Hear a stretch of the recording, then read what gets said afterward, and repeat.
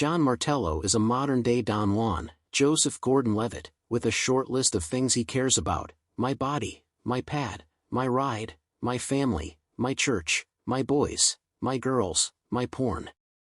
Although he has an active sex life with women he meets at nightclubs, he looks at pornography on the internet habitually, preferring it to sex. During a typical night out with his two best friends, John sees Barbara Sugarman, Scarlett Johansson, and although she finds him interesting he fails to pick her up for a one-night stand. Tell me your sins. Since last Sunday, I had sexual relations out of wedlock 2 times. He finds out who she is through Facebook, and asks her to lunch. The attraction is mutual, but Barbara insists on a traditional long-term courtship, which proceeds for over a month without sex.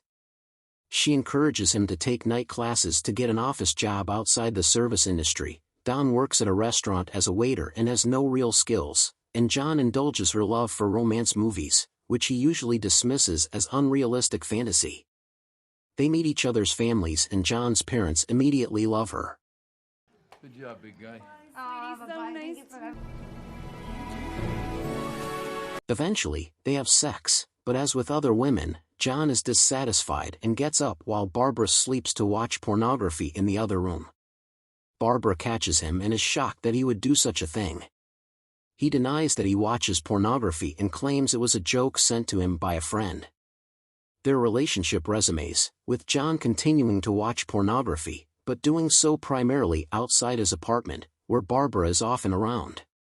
He is caught watching a video on his cell phone before a class by Esther, Julianne Moore, a middle-aged woman who attempts to apologize for an earlier awkward incident in which John encountered her weeping by herself at the college.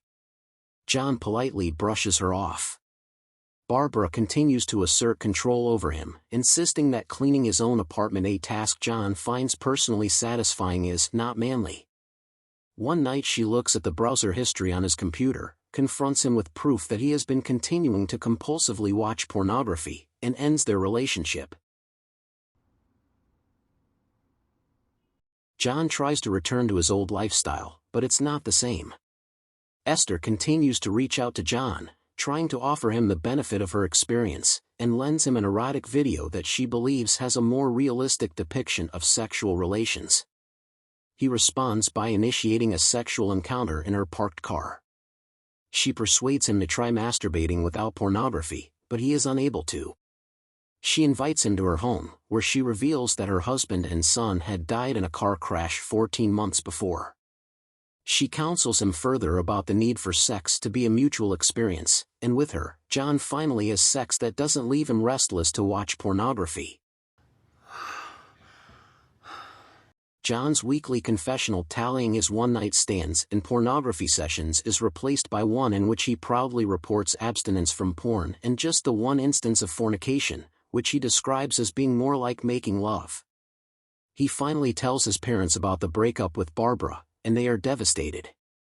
His teenage sister breaks her silence, saying that Barbara didn't really care about John and was just using him to live out her romance movie fantasy. John asks to meet with Barbara and apologizes for lying to her about the pornography. But her selfish attitude and inability to see it confirms for him that he is better off without her. John takes Esther as his girlfriend. Neither has any interest in getting married anytime soon, and John denies being in love, but he does confirm that they get lost in each other. Please subscribe for more movie